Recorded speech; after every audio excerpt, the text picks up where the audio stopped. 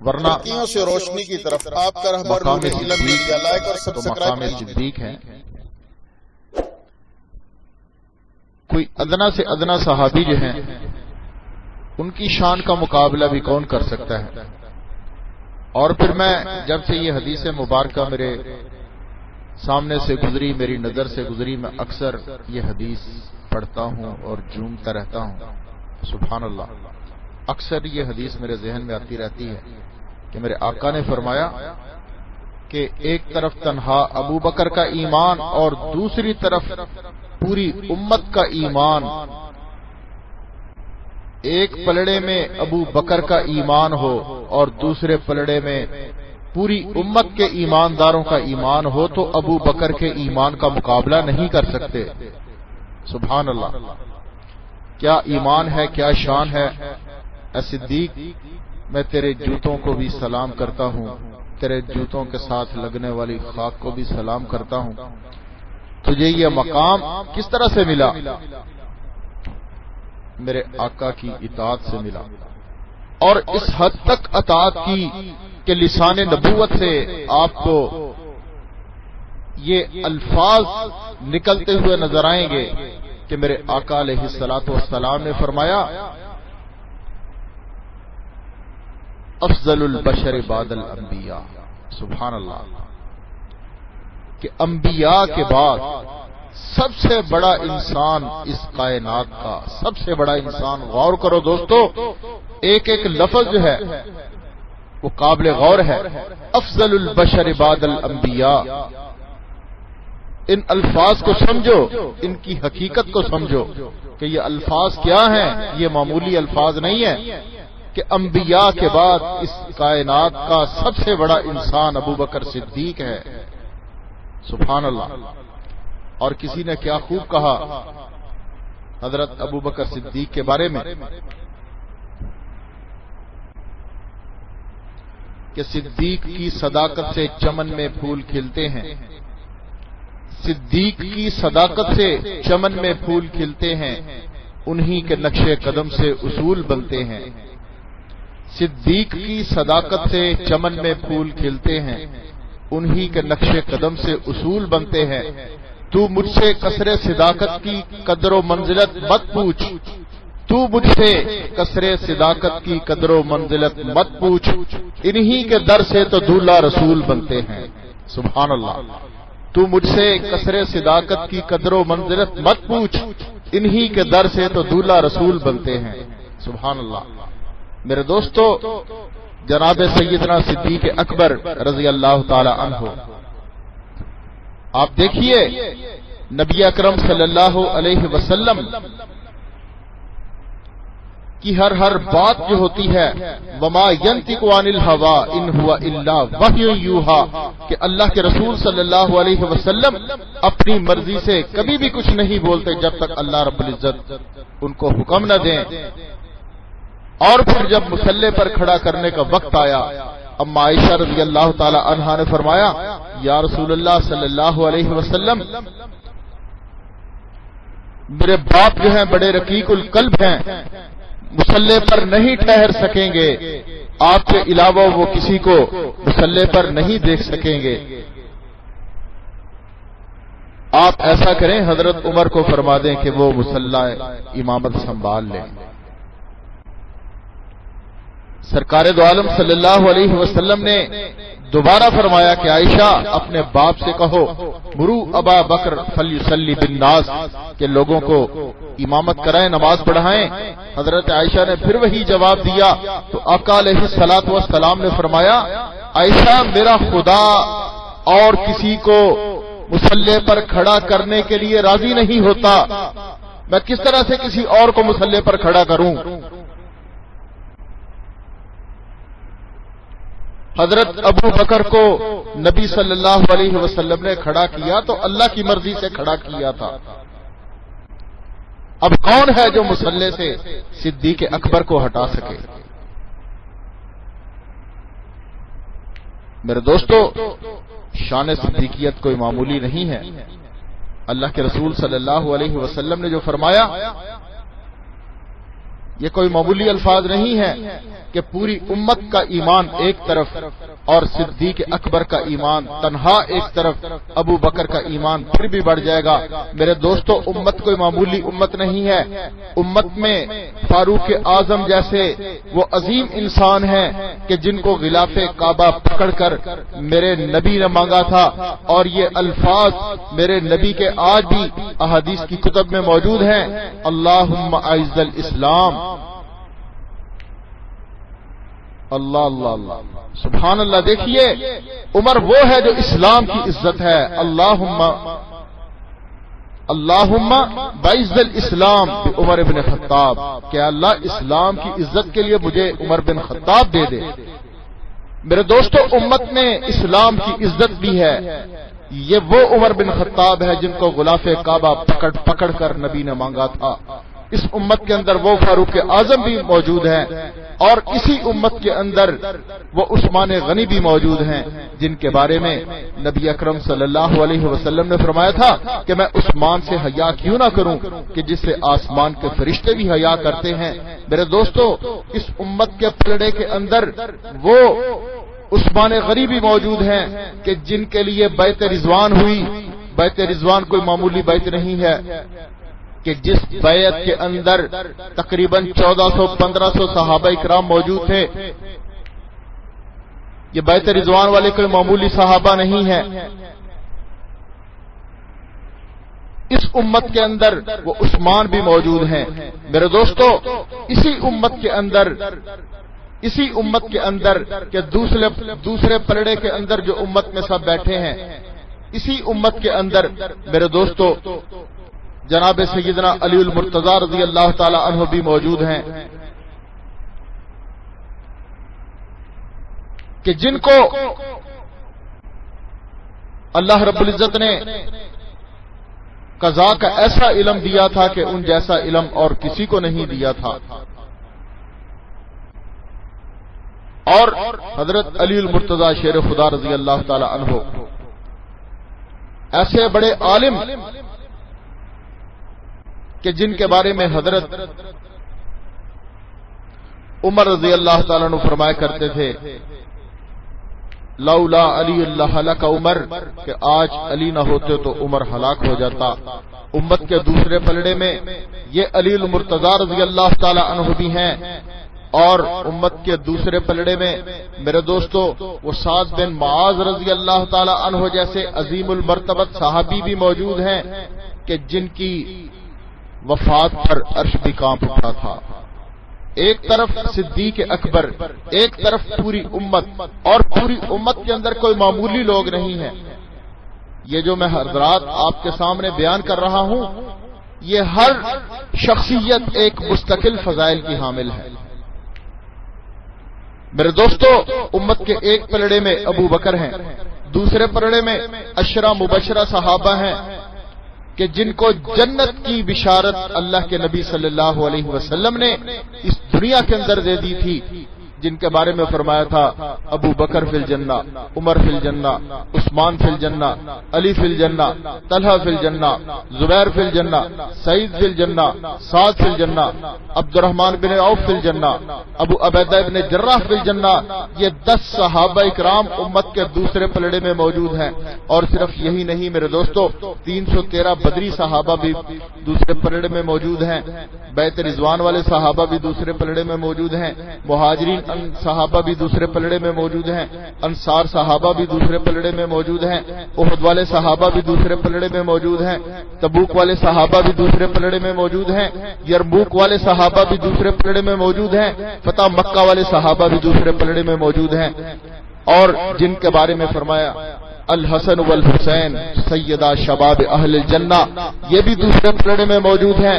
ایک پلڑے میں ابو بکر کا ایمان ہے، دوسرے پلڑے میں یہ سارے حضرات ہیں۔ میرے دوستو، دوسرے پلڑے میں خاتون جنت بھی ہیں، دوسرے پلڑے میں اما عائشہ رضی اللہ تعالی عنہا بھی ہیں، اور آخری صحابی تک موجود ہیں۔ دوسرے پلڑے میں ائمہ اربعہ بھی موجود ہیں کہ جو فقاہت کے امام تصور کیے جاتے ہیں۔ دوسرے پلڑے میں ائمہ احادیث بھی موجود ہیں دوسرے پلڑے میں شیخ عبد القادر جیلانی رحمۃ اللہ علیہ جیسے بھی موجود ہیں، دوسرے پلڑے میں لاکھوں اولیاء اللہ اور بزرگان دین موجود ہیں کہ جن کی قدر و منزلت اپنی جگہ مسلم ہے، لیکن میرے دوستو حضرت ابو بکر صدیق رضی اللہ تعالی عنہ، سبحان اللہ، قیامت تک آنے والے انسان ایک پلڑے میں ہوں اور دوسرے پلڑے میں میرے نبی نے فرمایا کہ پوری امت کا ایمان، سبحان اللہ، فرمایا ایک طرف تنہا ابو بکر کا ایمان، دوسری طرف پوری امت کا ایمان۔ یہ کوئی معمولی بات نہیں ہے میرے دوستو۔ ابو بکر کے مقام کو پہچانیے۔ کون ابو بکر صدیق؟ آج کا تبرعی ملنگ اور رافضی بھنگ کے نشے میں مست ہو کر چور ہو کر بکواس کرتا ہے اور ان کی ذات کے بارے میں ایسے الفاظ استعمال کرتا ہے کہ جو ہم اپنی زبان پر بھی نہیں لا سکتے۔ میرے دوستو یہ اتنی فضیلت آخر کیوں ملی؟ اس کی وجہ کیا ہے؟ میرے دوستو ابو بکر وہ ہیں، ذرا غور کیجئے، ابو بکر صدیق رضی اللہ تعالی عنہ وہ ہیں کہ جب حضور صلی اللہ علیہ وسلم نے اعلان نبوت فرمایا تھا،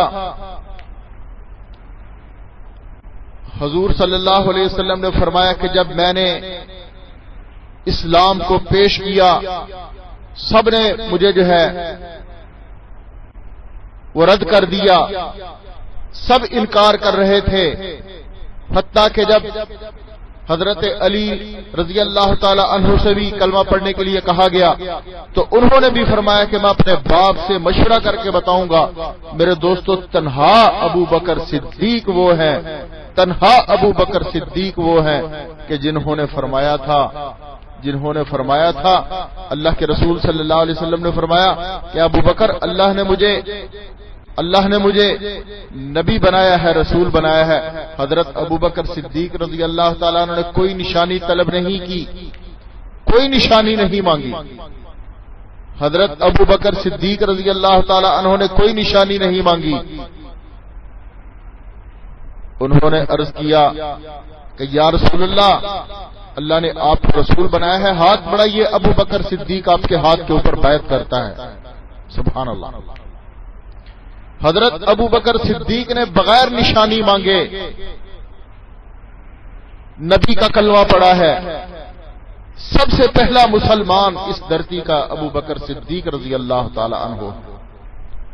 حضور صلی اللہ علیہ وسلم نے فرمایا کہ صدیق وہ ہے کہ ساری دنیا انکار کر رہی تھی، صدیق تصدیق کر رہا تھا۔ ساری دنیا انکار کر رہی تھی، صدیق تصدیق کر رہا تھا۔ ساری دنیا پتھر مار رہی تھی، صدیق جو ہے اپنے جسم کے اوپر پتھر سہ رہا تھا۔ ساری دنیا انکار کر رہی تھی، صدیق مکہ کے چوک اور چوراہے پر میرے ساتھ پتھر کھاتا ہوا نظر آتا تھا۔ ساری دنیا انکار کر رہی تھی، تنہا صدیق تھا جو آواز حق بلند کر رہا تھا۔ لا الہ الا اللہ محمد رسول اللہ کی آواز، لا الہ الا اللہ محمد رسول اللہ کی صدا مکہ کے پہاڑوں میں سب سے پہلے جس نے بلند کی وہ صدیق اکبر ہے۔ میرے دوستو صدیق اکبر کو یہ فضیلت ایسے ہی نہیں ملی، حضرت ابو بکر صدیق کو فضیلت ایسے ہی نہیں ملی، بلکہ انہوں نے نبی صلی اللہ علیہ وسلم کا قدم قدم پر ساتھ دیا ہے، نبی کے ساتھ مار کھائی ہے۔ اور جب ہجرت کرنے کا وقت آیا، سبحان اللہ، دیکھیے ہجرت کرنے کا وقت آیا، اللہ رب العزت نے حکم دیا کہ میرے نبی ابو بکر کو ساتھ لے کر ہجرت کر جائیے۔ باقی بھی صحابہ موجود تھے، کسی کے ایمان میں شک نہیں، لیکن اللہ کو بھی صدیق پہ اعتماد ہے، نبی کو بھی صدیق پہ اعتماد ہے۔ دنیا کی امانتیں نبی نے حضرت علی کے حوالے کی، اللہ کی امانت صدیق اکبر کے حوالے۔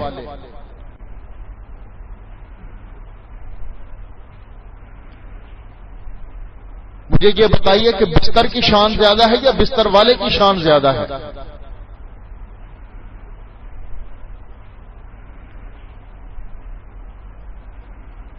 بستر والے کی شان ہے نا، بستر کو تو شان ملی بستر والے کی وجہ سے۔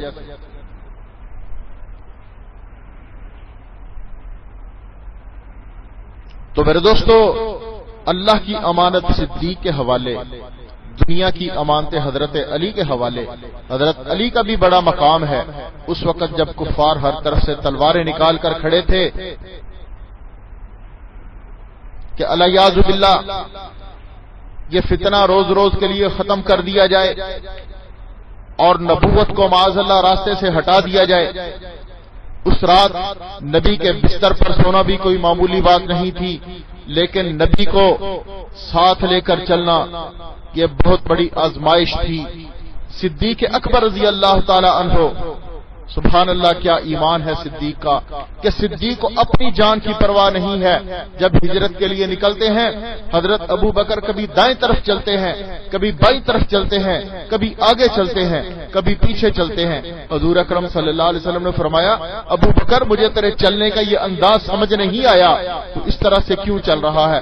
فرمایا، یا رسول اللہ، جب دائیں سے خطرہ محسوس کرتا ہوں، دل میں یہ آتا ہے کہ دائیں طرف سے دشمن نہ آ جائے، دائیں طرف چلنے لگتا ہوں۔ جب دل میں یہ آتا ہے کہ کہیں بائیں طرف سے دشمن نہ آ جائے، بائیں طرف چلنے لگتا ہوں۔ جب یہ خیال آتا ہے کہ کہیں پیچھے سے دشمن حملہ ور نہ ہو جائے، پیچھے ہو جاتا ہوں۔ جب یہ خیال آتا ہے کہ کہیں دشمن آگے سے حملہ ور نہ ہو جائے، آگے ہو جاتا ہوں۔ صدقے جاؤں صدیق تیرے عشق پر کہ تو اکیلا ہے، تو تنہا ہے، اپنی جان کو کبھی دائیں طرف تڑپا رہا ہے، کبھی بائیں طرف تڑپا رہا ہے، کبھی نبی کے آگے چل رہا ہے، کبھی نبی کے پیچھے چل رہا ہے، اور اتنا عشق، اتنی محبت، سبحان اللہ۔ کسی نے کیا خوب کہا، پروانے کے لیے شمع، بلبل کے لیے پھول بس، پروانے کے لیے شمع، بلبل کے لیے پھول بس، صدیق کے لیے ہے خدا اور اس کا رسول بس۔ فنا فی الرسول تھے، فنا فی اللہ تھے، فنا فی الرسول تھے۔ میرے دوستو، صدیق کا مقابلہ کون کر سکتا ہے؟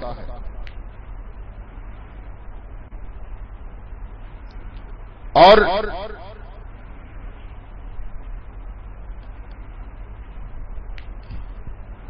غار کا واقعہ اکثر آپ حضرات نے سنا، ابھی بھی ساتھیوں نے بیان فرمایا۔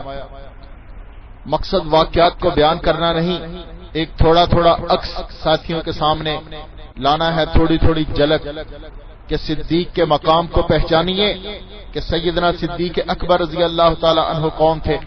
میرے دوستو، حضرت ابو بکر صدیق رضی اللہ تعالی عنہ وہ ہیں، یہ مقام صدیقیت ایسے ہی نہیں ملا کہ جب ہجرت کے لیے تشریف لے جانے لگے، گھر میں جتنا مال و زر تھا سارا اپنے ساتھ لے لیا کہ کہیں راستے میں نبی کو ضرورت نہ پڑ جائے، گھر والوں کے لیے کچھ بھی نہیں چھوڑا، ہجرت کے لیے چل نکلے۔ بعد میں حضرت ابو قحافہ رضی اللہ تعالی عنہ نے پوچھا کہ بیٹی تمہارے باپ جو ہیں وہ سارے کا سارا مال ساتھ لے گئے ہیں، تمہارے لیے بھی کچھ چھوڑا یا نہیں چھوڑا؟ تو حضرت اسماء رضی اللہ تعالیٰ عنہ قربان جائیں، سبحان اللہ، اللہ تعالیٰ نے صدیق کے خاندان کو نبی کے اور اللہ نے اپنے دین پر قربان ہونے کے کیا گر سکھائے تھے۔ حضرت اسماء رضی اللہ تعالیٰ عنہ نے اس برتن کو کینکریوں سے بھر دیا جس میں پیسے رکھے جاتے تھے، کینکریوں سے بھر کر اوپر کپڑا ڈال کر اپنے نابینا دادا کا ہاتھ لگوایا کہ آپ فکر مند نہ ہو، یہ بہت سارے پیسے موجود ہیں، ہماری گزر اوقات ان سے ہو جائے گی۔ حالانکہ کہتے ہیں کہ خدا کی قسم ایک پیسہ بھی والد نے گھر میں نہیں چھوڑا تھا، ایک پیسہ بھی حضرت ابو بکر نے ہجرت کے سفر پر گھر میں نہیں چھوڑا تھا، سارے کے سارے حضور صلی اللہ علیہ وسلم کی خدمت کے لیے ساتھ لے گئے۔ اور صدیق نے ایک بار ہی قربانی نہیں دی، بلکہ ذرا اس واقعہ پر بھی غور کریں کہ جب غزوہ تبوک کے موقع پر عیسائیت کے تاجدار، اسلام کے بہت بڑے دشمن مسٹر ہیرکل نے اسلام کے خلاف فیصلہ کن یلغار کرنے کا فیصلہ کیا کہ یہ روز روز کی کھچ کھچ جو ہے اس کو ختم کر دیا جائے، اور یہ جو بھوکے ننگے لوگ ہیں ان کو ہمیشہ کے لیے تہہ کر دیا جائے، ان کو ختم کر دیا جائے، مٹا دیا جائے۔ غزوہ تبوک کوئی معمولی غزوہ نہیں ہے، اس غزوہ کی بڑی تفصیلیں ہیں، لیکن بیان کرنا جو مقصود ہے میں صرف وہ بیان کرنا چاہتا ہوں کہ سرکار دو عالم صلی اللہ علیہ وسلم جب چندے کا اعلان فرما رہے ہیں اور مجاہدین اسلام سے فرما رہے ہیں کہ تمہارے مقابلے میں ایک بہت بڑا کفار کا لشکر جرار ہے کہ جو تم پر حملہ آور ہونا چاہتا ہے، وہ ٹڈی دل لشکر کہ جس میں لاکھوں سپاہی ہیں اور لاکھوں ہزاروں زرے ہیں، ہزاروں تلواریں ہیں، ہزاروں تیر و تلوار ہیں اور نیزے ہیں، وہ ہمارے مقابلے میں آنا چاہتے ہیں۔ کون ہے جو اسلام کے لیے، اسلام کے تحفظ کے لیے اپنا جان و مال قربان کرے؟ ہر صحابی نے اپنی اپنی استعداد کے مطابق اس غزوہ کے اندر اپنا سب کچھ قربان کیا، سب کچھ دیا۔ جناب سیدنا عمر فاروق رضی اللہ تعالی عنہ فرمانے لگے کہ پہلے تو میرے پاس اتنا مال نہیں ہوا کرتا تھا، لیکن اتفاق کی بات ہے جب یہ غزوہ آیا تو میرے پاس بہت سارا مال جمع تھا، اور میں نے یہ اپنے دل میں سوچا کہ صدیق ہمیشہ مجھ سے اسلام کی خدمت میں بڑھ جاتے ہیں، آج اللہ نے مجھے موقع دیا ہے، آج کیوں نہ ایسا ہو کہ میں صدیق سے سبقت لے جاؤں۔ سبحان اللہ، ان لوگوں کے جذبات کیا ہوتے تھے، وہ سبقت لیتے تھے اللہ کے راستے میں اپنا سب کچھ قربان کرنے پر۔ آج ہماری سبقت کیا ہے کہ ہم زیادہ بینک بیلنس بنا لیں، ہم زیادہ پیسہ جمع کر لیں، ہم زیادہ کوٹھیاں بنا لیں، ہم زیادہ کاریں لے لیں۔ آج ہماری ایک فکر ہے، ایک فکر ان صحابہ کی تھی، انہی کے دم قدم سے یہ اسلام پھیلا تھا کہ جب وہ اسلام کی خاطر قربان کرنے کے لیے سب کچھ تیار تھے۔ آج ہم کوڑی کوڑی بھی دینے کے لیے جو ہے، ایک کھوٹی کوڑی بھی جو ہے خرچ کرتے ہوئے 100 بار سوچتے ہیں دیں یا نہ دیں، کہیں فقیر ہی نہ ہو جائیں۔ الیاذ باللہ، اپنی عیاشیوں پر ہم لوگ ہزاروں لاکھوں روپے خرچ کر دیتے ہیں، لیکن اسلام کے راستے میں دینا ہو تو موت پڑ جاتی ہے، موت واقع ہو جاتی ہے۔ لیکن میرے دوستو وہ صحابہ تھے کہ جن کی قربانیوں کی وجہ سے یہ اسلام ہم تک پہنچا ہے۔ یہ غزوہ تبوک کا موقع ہے۔ غزوہ تبوک کے موقع پر سرکار دو عالم صلی اللہ علیہ وسلم بار بار اعلان فرما رہے ہیں کہ کون ہے جو لشکر اسلام کی تیاری کے لیے اپنا مال اللہ کے راستے میں قربان کرے، کون ہے جو اللہ کو قرضہ حسنہ دے کہ جو فقیر نہیں ہے وہ اتنا دے گا کہ دنیا میں بھی دے گا اور آخرت میں بھی اس کا بدلہ دے گا۔ سرکار دو عالم صلی اللہ علیہ وسلم بار بار اعلان فرما رہے ہیں۔ ہر صحابی نے اپنی اپنی استعداد کے مطابق اس غزوہ میں دیا۔ حضرت عمر رضی اللہ تعالیٰ عنہ عرض کرنے لگے، سوچنے لگے کہ آج اللہ نے موقع دیا ہے، آج میں کیوں نہ صدیق سے بڑھ جاؤں۔ آدھا مال انہوں نے ایک طرف کیا، آدھا مال ایک طرف کیا، آدھا گھر والوں کے لیے چھوڑا، آدھا لے کر سرکار دو عالم صلی اللہ علیہ وسلم کی خدمت میں حاضر ہوتے ہیں اور عرض کرتے ہیں یا رسول اللہ صلی اللہ علیہ وسلم اس کو قبول فرمائیے، یہ لشکر اسلام کے لیے لایا ہوں۔ آقا علیہ الصلوۃ والسلام نے پوچھا کہ عمر کتنا لائے ہو؟ فرمایا آدھا گھر والوں کے لیے چھوڑا اور آدھا آپ کی خدمت میں لا کر رکھ دیا۔ سبحان اللہ۔ بہت دیر گزر گئی، سب جانثار سب صحابی حاضر خدمت ہو رہے ہیں، اپنی اپنی استعداد کے مطابق سب صحابی اپنا مال و زر پیش کر رہے ہیں، لیکن صدیق نظر نہیں آ رہے۔ صدیق کیوں نظر نہیں آ رہے؟ وہ تو ہر کام میں پہلے پہلے ہوتے ہیں، پیش ہوتے ہیں، وہ تو خیر کے کاموں میں کبھی پیچھے نہیں رہے۔ نبوت کی نگاہ صدیق کو تلاش کرتی ہے۔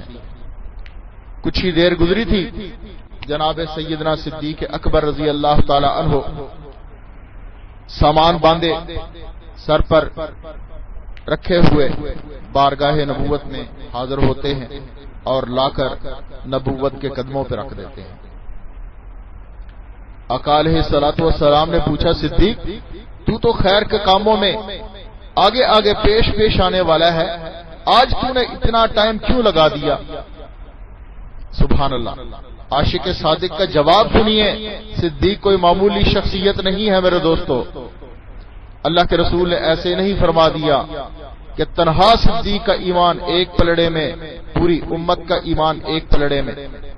سیدنا صدیق اکبر رضی اللہ تعالی عنہ نے عرض کیا، یا رسول اللہ صلی اللہ علیہ وسلم، آپ نے مانگا تھا، صدیق کو شرم آ رہی تھی کہ نبی نے مانگا ہے صدیق کے گھر میں ایک سوئی بھی رہ جائے، آج ایک سوئی بھی نہیں رہنے دوں گا۔ فرمایا کہ ایک سوئی تھی، کہیں پر لگائی تھی دیوار میں، میں نے وہ سوئی تلاش کرتے کرتے دیواروں پر ٹٹول کر ہاتھ مارتے مارتے دیر ہو گئی کہ نبی نے مانگا ہے آج ایک سوئی بھی صدیق کے گھر میں نہ رہ جائے۔ ہو سکتا ہے کہ میدان جنگ میں وہ سوئی کسی مجاہد کے کپڑے سینے کے کام آ جائے۔ تو آقا وہ سارا سامان تو میں نے تیار کر لیا تھا، لیکن وہ ایک سوئی نظر نہیں آ رہی تھی۔ وہ سوئی ڈھونڈتے ہوئے دیر ہو گئی کہ آج میرے آقا نے مانگا ہے تو ایک سوئی بھی صدیق کے گھر میں نہ رہ جائے۔ سبحان اللہ، اس کو کہتے ہیں عاشق صادق۔ میرے دوستو، ایک سوئی بھی اپنے گھر میں نہیں رہنے دی۔ اور کچھ ہی دیر گزری تھی، آقا علیہ الصلوۃ والسلام نے پھر اعلان فرمایا کہ اب یہ سامان جو ہے ناکافی ہے، ہمیں بہت بڑے لشکر کے ساتھ مقابلہ کرنا ہے، بہت دنوں کے لیے جانا ہے۔ پھر کیا ہوا ذرا سوچیے میرے دوستو، بڑا عجیب واقعہ ہوا۔ تاریخ میں ایسا واقعہ آپ کو کسی اور کا نہیں ملے گا۔ حضرت ابوبکر صدیق رضی اللہ تعالی عنہ نے دیکھا کہ آقا علیہ الصلوۃ والسلام پھر اعلان فرما رہے ہیں، دیکھا کہ میں نے جو لباس تنظیم کیا ہوا ہے، جو کپڑے پہنے ہیں بڑے قیمتی ہیں۔ صدیق کے ذہن میں یہ بات آئی کہ صدیق یہ کیوں نہ ہو کہ جو لباس تو نے پہنا ہوا ہے آج نبی مانگ رہے ہیں، آج اپنا لباس بھی نبی کے قدموں پر نچھاور کر دے۔ صدیق اکبر رضی اللہ تعالیٰ نے چپکے سے اٹھتے ہیں، پوچھا صدیق کہاں جا رہے ہو؟ عرض کی آقا بھی حاضر خدمت ہوتا ہوں۔ بازار میں گئے، جا کر ایک بوریا خریدا، ٹاٹ خریدا۔ آج کون ہے جو ٹاٹ پہنے؟ سبحان اللہ۔ اور پھر میرے رب نے بھی صدیق کے ٹاٹ کی قدر کی۔ کیا قدر کی میں آگے بیان کرتا ہوں۔ جا کے ٹاٹ خریدا، اپنا لباس اتار کر وہ ٹاٹ تنظیم کر لیا، بوبل کے کانٹوں سے سی لیا، اور صدیق اکبر رضی اللہ تعالی عنہ اپنا لباس اتار کر بازار میں فروخت کر دیتے ہیں۔ جو پیسے اس لباس کے فروخت کرنے کے بعد ملتے ہیں وہ لے کر جناب سیدنا صدیق اکبر رضی اللہ تعالی عنہ بارگاہ نبوت کی طرف چلے آ رہے ہیں، ابھی پہنچے نہیں ہیں، جبرائیل علیہ السلام پہلے پہنچ گئے۔ سبحان اللہ، جبرائیل بھی بڑا تڑپ کر آیا کرتا تھا میرے نبی کی بارگاہ۔ جبرائیل آئے، نبوت حیران ہے، جبرائیل یہ آج تیرا آنے کا کون سا انداز ہے؟ تیرے جسم پر تو بڑا چمکیلا پھڑکیلا لباس ہوا کرتا ہے، تو نے آج ٹاٹ کا لباس پہنا ہوا ہے، بوبل کے کانٹوں سے سیا ہوا ہے۔ سبحان اللہ۔ جبرائیل کہنے لگے، یا رسول اللہ صلی اللہ علیہ وسلم، یہ تنہا میں نے نہیں پہنا، یہ لباس تنہا میں نے نہیں پہنا، بلکہ یہ لباس زمین پر ابو بکر صدیق نے پہنا ہے۔ اللہ رب العزت کو ابو بکر صدیق کا یہ لباس اتنا پسند آیا ہے کہ اللہ رب العزت نے صرف مجھے نہیں، آسمان کے سارے فرشتوں کو یہ حکم دیا ہے کہ آسمان کے فرشتوں، جب تک ابو بکر زمین پر یہ ٹاٹ والا لباس نہ اتارے، تم نے بھی اپنے جسموں سے یہ لباس نہیں اتارنا۔ سبحان اللہ۔ کچھ ہی دیر گزرتی ہے، ابو بکر صدیق رضی اللہ تعالی عنہ وہ ٹاٹ والا لباس پہنے ہوئے بارگاہ نبوت میں حاضر ہوتے ہیں، بارگاہ نبوت میں حاضر ہوتے ہیں۔ نبی صلی اللہ علیہ وسلم دیکھ کر اشک بار ہو گئے، کہنے لگے اے ابو بکر تو نے یہ اپنا کیا حال بنا لیا ہے، تجھے یہ لباس پہننے کے لیے کس نے کہا تھا؟ عرض کی یا رسول اللہ صلی اللہ علیہ وسلم جب آپ نے پہلی بار مانگا میرے گھر میں جو کچھ تھا میں نے دے دیا، جب آپ نے دوبارہ مانگا پھر جو کچھ تھا میں نے دے دیا، جب آپ نے سوارا مانگا مجھے شرم آئی کہ میرا نبی مانگ رہا ہے اور صدیق دینا۔ میں نے یہ دیکھا کہ میرے جسم پر جو کپڑے ہیں قیمتی ہیں، میں بازار گیا، جا کر ان کو اتار کر بیچ کر جو رقم ملی وہ لے کر آیا ہوں، یا رسول اللہ صلی اللہ علیہ وسلم اس کو بھی قبول فرمائیے، یہ بھی مجاہدین اسلام کے چندے میں جمع فرما لیجئے۔ سبحان اللہ، نبی کی آنکھیں اشک بار ہو گئیں، کہنے لگے کہ اے ابو بکر اللہ تجھے جزائے خیر دے، اے ابو بکر آج تیری اس حالت کو دیکھ کر اللہ رب العزت بھی رشک کر رہے ہیں۔ جبرائیل میرے پاس آئے ہیں، جبرائیل نے بھی یہ ٹاٹ کا لباس پہنا ہوا ہے اور تیری ابتدا میں پورے آسمان کے فرشتوں نے بھی یہ لباس پہنا ہوا ہے، اور اے ابو بکر رب کی طرف سے تجھے سلام آیا ہے۔ اور جبرائیل علیہ السلام کہنے لگے کہ یا رسول اللہ صلی اللہ علیہ وسلم اللہ تعالیٰ فرماتے ہیں کہ ابو بکر سے پوچھئے کہ کیا ابو بکر اس حال میں بھی مجھ سے راضی ہے؟ سبحان اللہ میرے دوستو، ابو بکر تو وہ ہے کہ جس کو رب کے بھی سلام آئے۔ جب نبی اکرم صلی اللہ علیہ وسلم نے یہ بات حضرت ابو بکر صدیق رضی اللہ تعالیٰ عنہ کے سامنے رکھی، حضرت ابو بکر کی آنکھوں سے آنسو یوں جو ہے وہ برسنے لگے جیسے برسات کا پانی برستا ہے، اور حضرت ابو بکر صدیق رضی اللہ تعالیٰ عنہ عرض کرنے لگے یا رسول اللہ صلی اللہ علیہ وسلم کیا میرا نام لے کر اللہ تعالیٰ نے مجھے سلام بھیجا ہے، اور کیا اللہ نے میرا نام لے کر مجھ سے یہ پوچھا ہے کہ کیا میں اس سے اس حال میں بھی راضی ہوں؟ نبی صلی اللہ علیہ وسلم نے فرمایا ہاں ابو بکر جبرائیل میرے پاس موجود ہیں، انہوں نے بھی تیرے والا لباس پہنا ہوا ہے، وہ مجھ سے کہہ رہے ہیں کہ اے میرے پیغمبر ابو بکر کو اللہ کا سلام دیجئے کہ اللہ تعالیٰ سلام کہہ رہے ہیں، اور پوچھتے ہیں کہ کیا ابو بکر تو اس حال میں بھی مجھ سے راضی ہے؟ سبحان اللہ میرے دوستو، اس سے آگے اور کیا حال ہوگا قربانی کا کہ اپنے کپڑے بھی اتار کر بیچ دیے، اپنے جسم پر بوریے کا لباس پہن لیا، بوبل کے کانٹوں سے سی لیا۔ کون ہے جو آج اتنی قربانی دینے والا ہو؟ اللہ کے سلام ایسے ہی نہیں آئے۔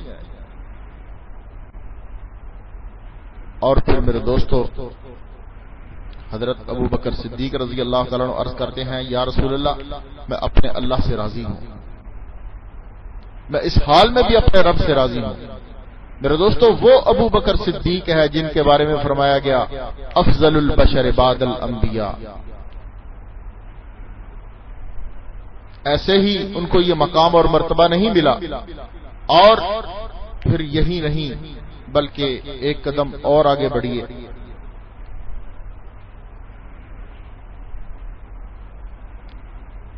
کل قیامت کے دن بس یہ آخری واقعہ بیان کر کے بات ختم کرتا ہوں۔ قیامت کے دن جب ہر کوئی نفسا نفسی کے عالم میں ہوگا،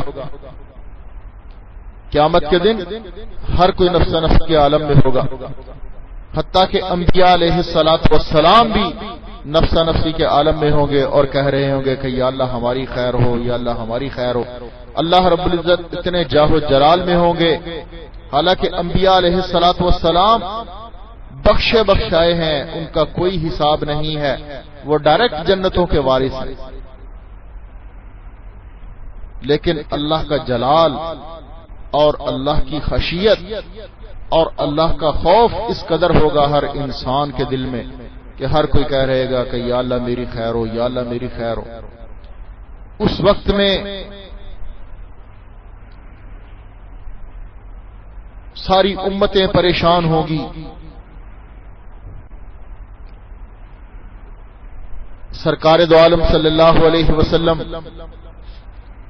اس وقت لوگوں کی پریشانی کو دیکھ کر سب لوگ جب سارے نبیوں سے ہو کر حضور صلی اللہ علیہ وسلم کے پاس آئیں گے اور عرض کریں گے کہ یا رسول اللہ صلی اللہ علیہ وسلم آپ اپنے رب سے کہیے کہ وہ حساب و کتاب شروع کریں تاکہ ہماری خلاصی تو ہو، یہ اذیت ہم سے برداشت نہیں ہو رہی، کس طرح سے ہم اس کرب کو اور اس تکلیف کو برداشت کریں۔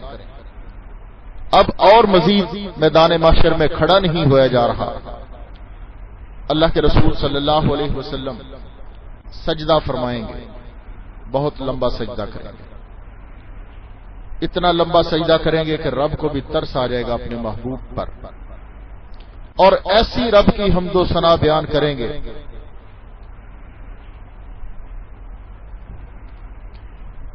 کہ اس سے پہلے آپ صلی اللہ علیہ وسلم نے بھی وہ حمد و ثنا بیان نہیں کی ہوگی۔ اللہ رب العزت فرمائیں گے میرے محبوب اپنے سر کو سجدے سے اٹھائیے اور آپ جو کہیں گے میں آپ کی بات کو ماننے کو تیار ہوں۔ نبی صلی اللہ علیہ وسلم فرمائیں گے، عرض کریں گے یا اللہ ساری خلقت پریشان ہے، ساری امتیں پریشان ہیں، ساری مخلوق پریشان ہے، امت کا حساب کتاب لینا شروع کر دے۔ اللہ رب العزت فرمائیں گے کیا میرے نبی کوئی ایسا شخص ہے جو مجھے حساب دے سکے؟ کون ہے جو مجھے حساب دے سکے؟ سرکار دو عالم صلی اللہ علیہ وسلم فرمائیں گے، عرض کریں گے کہ ہاں یا اللہ ایک شخص ہے جو آپ کو حساب دے سکے۔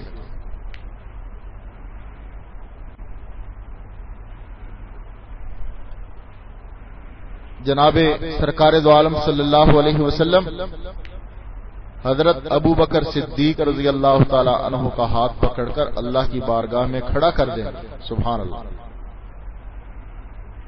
جب حضرت ابو بکر صدیق رضی اللہ تعالی عنہ کو اللہ کی بارگاہ میں کھڑا کریں گے تو اللہ رب العزت جو اتنے جلال میں ہوں گے، اتنے جلال میں ہوں گے، ابو بکر کے چہرے کو دیکھ کر جمال میں آ جائیں گے، اللہ تعالیٰ مسکرانے لگیں گے۔ ابو بکر کے چہرے کو دیکھ کر اللہ تعالیٰ جو ہے جلال سے جمال میں آ جائیں گے، اور اللہ تعالیٰ فرمائیں گے ہاں واقعی ابو بکر میرا حساب دے سکتا ہے، سبحان اللہ۔ میرے دوستو ابو بکر تو وہ ہے کہ جن کے بارے میں نبی صلی اللہ علیہ وسلم نے فرمایا تھا کہ اللہ میں ہر ایک کے احسانات کا بدلہ دے چکا ہوں، لیکن تنہا ابو بکر وہ ہے کہ جس کے احسانات کا بدلہ میں دنیا میں نہیں دے سکا، کل قیامت کے دن تو اس کے احسانات کا بدلہ دینا۔ ابو بکر کوئی معمولی شخصیت نہیں ہے میرے دوستو، رضی اللہ تعالی عنہ۔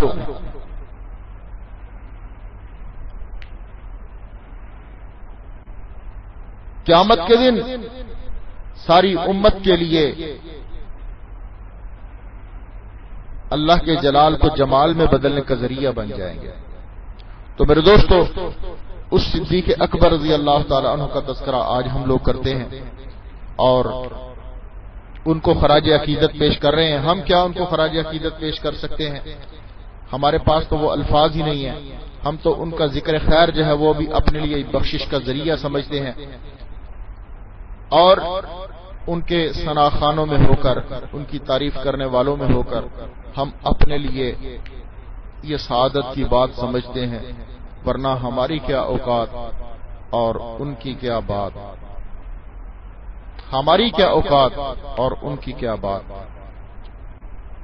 میرے دوستو ہمارے پاس تو وہ الفاظ ہی نہیں ہیں کہ ہم ان کی شان بیان کر سکیں، ہم ان کی شان میں لب کشائی کر سکیں، ہم کچھ ان کے حالات و واقعات بیان کر سکیں، لیکن بات وہی ہے کہ جس طرح چڑیا اپنی چونچ میں پانی لے کر قطرہ قطرہ لے کر جو ہے وہ نارے نمرود کو بجھا رہی تھی، آتش نمرود کو بجھا رہی تھی، وہی بات ہماری ہے کہ آج یہ کافروں اور رافضیوں اور تبرائیوں کی بغض اور حسد اور کینے کی بھڑکائی ہوئی آگ کو ہم بھی اس چڑیا کی طرح اپنی چونچ میں لے کر تھوڑا تھوڑا ان کا ذکر خیر کرتے ہیں تاکہ ہمارے مسلمان بھائیوں کے سامنے ان کا مقام اور مرتبہ آئے کہ وہ کس حیثیت اور کس مقام کے مالک تھے. ہمارے پاس تو میرے بھائیو وہ الفاظ ہی نہیں ہیں، لیکن نبی اکرم صلی اللہ علیہ وسلم نے جو فرما دیا افضل البشر بعد الانبیاء، اسی کو بہت جانیے اور یہی سمجھیے کہ نبیوں کے بعد سب سے بڑا انسان اس کائنات کا جو ہے وہ جناب سیدنا صدیق اکبر رضی اللہ تعالی عنہ ہیں.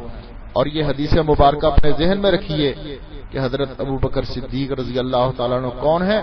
فرمایا کہ ایک طرف ایک پلڑے میں پوری امت کا ایمان ہو، دوسرے پلڑے میں تنہا ابو بکر کا ایمان ہو، تو پوری امت مل کر بھی ابو بکر کے ایمان کا مقابلہ نہیں کر سکتی. میرے دوستو، صدیق اکبر رضی اللہ تعالیٰ عنہ وہ ہیں. اللہ رب العزت سے دعا ہے کہ پروردگار عالم ہمیں ان کے مداحوں میں کرے اور ان کی ثناخوانی کرنے کی توفیق عطا فرمائے، ان کی تعریف توصیف کرنے کی توفیق عطا فرمائے. کہنے سننے میں جو غلطی ہو گئی پروردگار عالم اس کو معاف فرمائے اور ہمیں ان مبارک اور مقدس ہستیوں کے نقش قدم پر چلنے کی توفیق عطا فرمائے. انشاءاللہ العزیز ابھی تسلسل کے ساتھ جو ہے وہ جناب سیدنا صدیق اکبر رضی اللہ تعالیٰ عنہ کے فضائل و مناقب مختلف اوقات میں انشاءاللہ ہم بیان کرتے رہیں گے.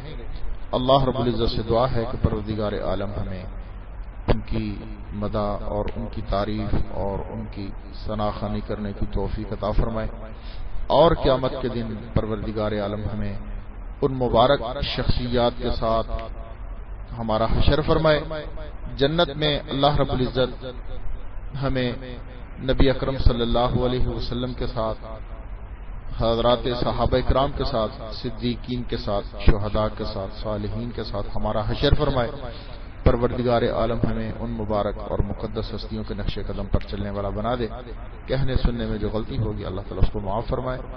سبحانک اللہم و بحمدک نشہد ان لا الہ الا انت نستغفرک و نتوب الیک. سبحان ربک رب العزت عما یصفون وسلام علی نیکیوں سے روشنی کی طرف آپ کا رہبر نور علم میڈیا لائک اور سبسکرائب کیجیے. وبرکاتہ. طلباء کا ہاتھ کھڑا تھا.